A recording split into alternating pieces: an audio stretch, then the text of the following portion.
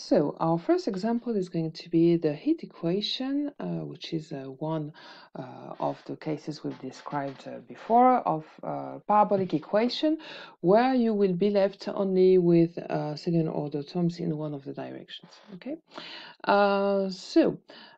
it's something that's called the diffusion equation. So whenever you've got diffusion, you've got the if you are considering several variables in space, it's going to be described by the Laplacian, and k is something like your diffusion coefficient, and then you assume that you are in some medium and you're looking at the heat at some point, and or it could be also the concentration of coloring in a fluid. So something that is going to diffuse, and you've got this diffusion coefficient that is a constant k, and we assume that the dynamics expresses that over time your concentration or your heat is going to be evolving with k times that diffusion term of Laplacian. Okay.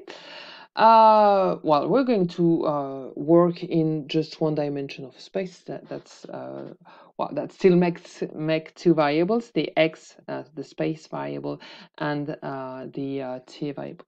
Okay, that's our equation. I hope it's not too small. So du over dt is equal to some constant times d2u over dx squared. If we consider that x is inside of a bounded domain, so if we have one dimension, it just means x belongs to some interval. So let's say that without loss of generality, this is going to be the 0-1 interval. If it's not, you can always shift everything in order for it to be the 0-1 interval. So what do we need in order to solve this equation? So we have one derivative with respect to t, and we're going to have two derivatives with respect to x. So we're going to need actually three kinds of initial boundary conditions. So what do we have? We're going to have an initial condition. That's the one here that tells us that at time 0, the distribution of our quantity u is given by phi of x. Okay, that's the initial distribution. Let's say you've just put some coloring in your fluid, right? So you know that at t is equal to 0, your coloring is just concentrated on a small interval. Okay, or you are just heating, and you have heated your some plates, let's say, and it starts with some temperature profile.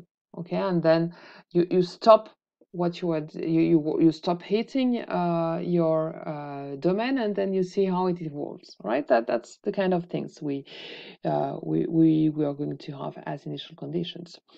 And then furthermore, we need, as you see, we have two derivatives in x, so we're going to need two conditions on the x. Well, they are coming very naturally by saying that, well, if my domain is really something that is the 0-1 interval, what does that mean? It means, what was my phi? My phi was actually saying, well, at t is equal to 0, that was the profile that I have. Okay, phi of x, all right? That's going to be at t is equal to 0. That's the profile that I have, but I also need something to indicate what's happening on my boundary. All right, I need to fix things on my boundary. Well, that's one kind of boundary conditions. Well, that's called the Decay boundary conditions, right? So let's say that you keep the boundaries insulated. Your fluid won't flow on the boundary or whatever.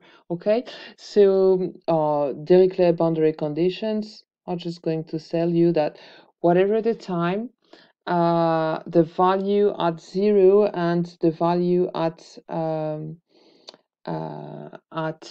1, they are going to be kept at 0.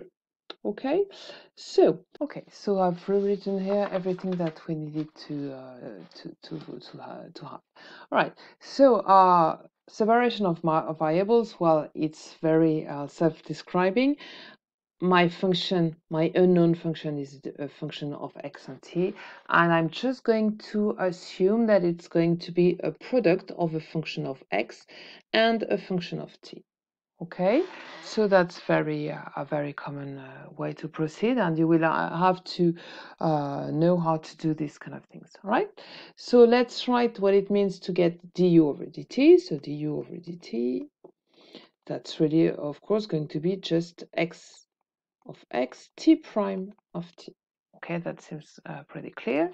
And d2 u over dx squared, that's just going to be, well, x second of x times t of x. Okay, so of course it's just going to be these derivatives are very trivial because well, it's just separated. Okay, so in the end, what do we get? We get this equation, x of x times t prime of t is equal to x second of x times t of t.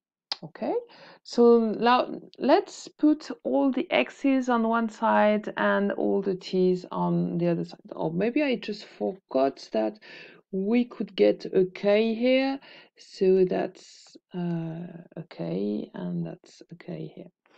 Let's put together, as I said, all the t's on one side and all the x's on the other side. Okay, so t prime over t, let's say that I take some k, right? And on the k on that side, and on the other side I get x second over x. Okay, that's nice. What do we have here indeed? I've got functions of x on one side and a function of t on the other side. So a function of two different variables should be equal for all the values of the x between 0 and 1 and all the values of the time t greater than 0. What do you think?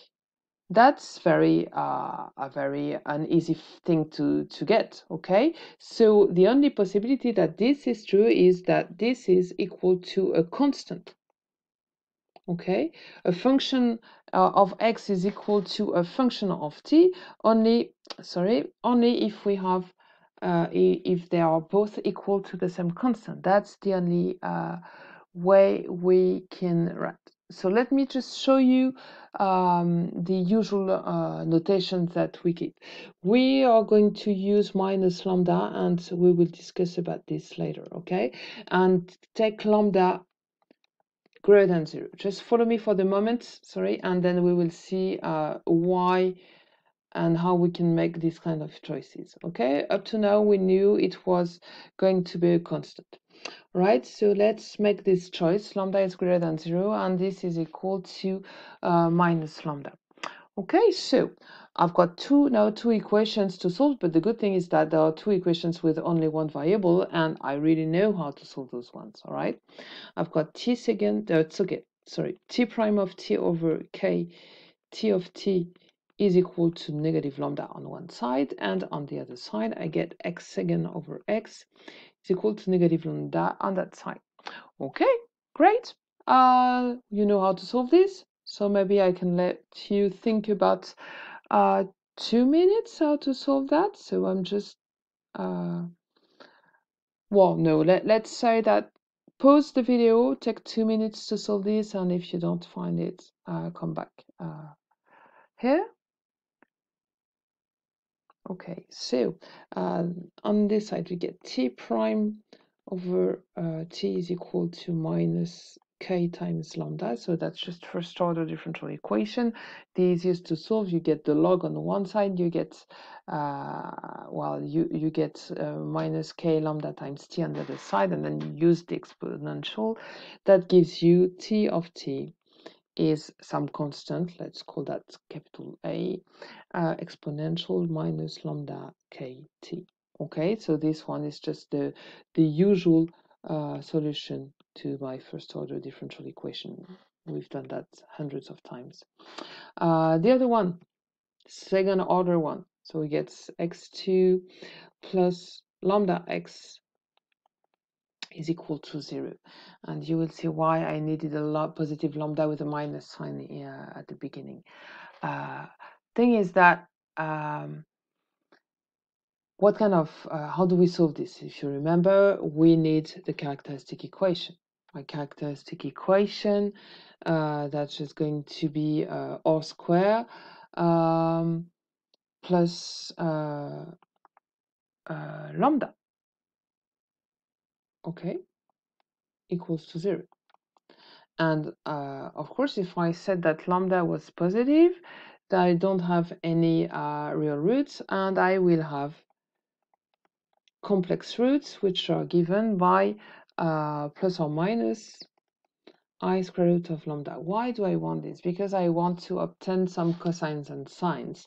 Okay, you know that if these are the roots of my characteristic equation, then my x function is going to be written as some exponential of the real part, which is 0, so my exponential just isn't here, as b times cosine of square root of lambda times t plus c times the sinus of square root of lambda times t. Okay, isn't it nice? All right. If you had done another choice, what would you have obtained? You would have obtained that the exponential here, that exponential would have a positive thing, a positive coefficient, so that no way that you would have something that stabilizes on the t side, and on the x side also, well, you would have a combination of exponentials, which might make it hard to stabilize, but more importantly, if you want, the thing is that we will want to be able to suit the initial condition, and I remind you that the initial condition is something, well, is given like this, phi of x, and if I already said that for t is equal to 0, so let's say my t side is just going to be a constant at 0 because I've got my exponential. If at, and then I would look at t is equal, sorry, that's some x's here, right? At t is equal to 0, I only have that x of xt of 0, which is just a constant. I will need to be able to solve phi of x is equal to x of x. And if x, capital X, is just a combination of exponentials, that's not something I will be able to do. I want to be able to solve this for any, well, let's say, reasonable function phi, not only for exponentials. But the thing is that you know that with cosines and sines, I can make everything that I want because I have Fourier series. Okay, so this is what we're going to do. Okay, so we have solved basically our stuffs, but we still have those three unknowns, the A, the B, and the C here. Okay, so let's find them, right? So let's take all the initial and boundary conditions. So let's begin with the boundary conditions and see what we can do.